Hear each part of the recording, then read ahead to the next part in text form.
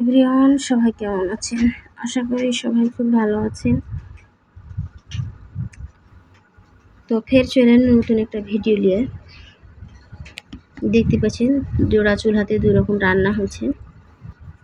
এখানে রান্না হচ্ছে আলু ভাজছি, শিঙির মাছ দিয়ে রান্না বসে লাগে, আর সাইডে হচ্ছে পটলের ভাজি করব। তো বন্ধুরা, একটা কথা কি জানেন? বেটি ছেলে হয়ে জন্ম নেওয়া কিন্তু পাপ লয়, কিন্তু কিছু কিছু বেটি ছেলের জীবনে সেটা পাপ। কেনে কহেন তো? ছাত্র জীবনটা হচ্ছে সুখের জীবন, আর সংসার জীবনটা হলো বাস্তব জীবন। তো সংসার জীবনে আসেই কিছু কিছু বেটি ছেলের জীবনটা নরক হয়ে যায়। এতটাই নরক হয় যে তার বেঁচে থাকার ভরসা আশা সব কিছুই হারিয়ে ফেলে সে। কিন্তু তারপরও সে মুখ ফুটা কখনো কহিতে পারে না যে আমি চলে যাব।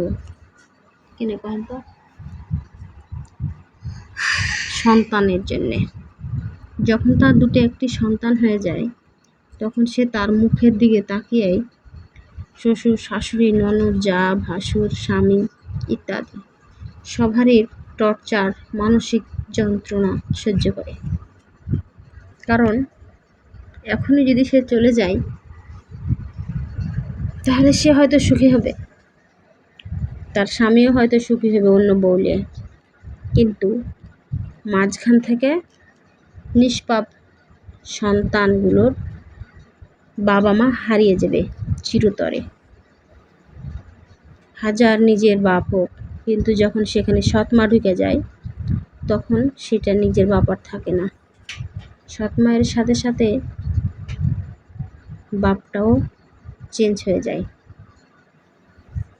তো বেটি ছেলের জীবনই এরকম। মানুষ কহে যে বেটির কপাল না বান্দির কপাল।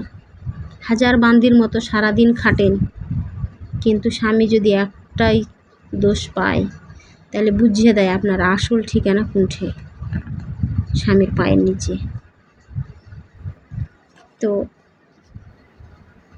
সে লেগে কହୁছি আপনারাকে একটা কথা, যারা বিয়ে করেছেন তারাকে লয়, যারা করেননি তারাকে বিয়ে শাদি করিয়েন না ভাই। বহিনেরাকে কহছি, ভাই করেই কহিনি, বিয়ে শাদি করিয়েন না বহিনেরা। যদি করেন, করার আগে নিজের পায়ের নিচের মাটিটা শক্ত করে নেবেন, নিজে যাতে উপার্জন করতে পারেন সেই ব্যবস্থা করার পরে বিয়ে শাদি করিয়েন। না তো স্বামীর অবহেলা লালচিত পাতে পাতে আপনার জীবনটাকে নরকে পরিণত হয়ে যাবে। তো কি আর করব, দুঃখের বিষয়। এরকম হাজারো নারী নিপীড়িত।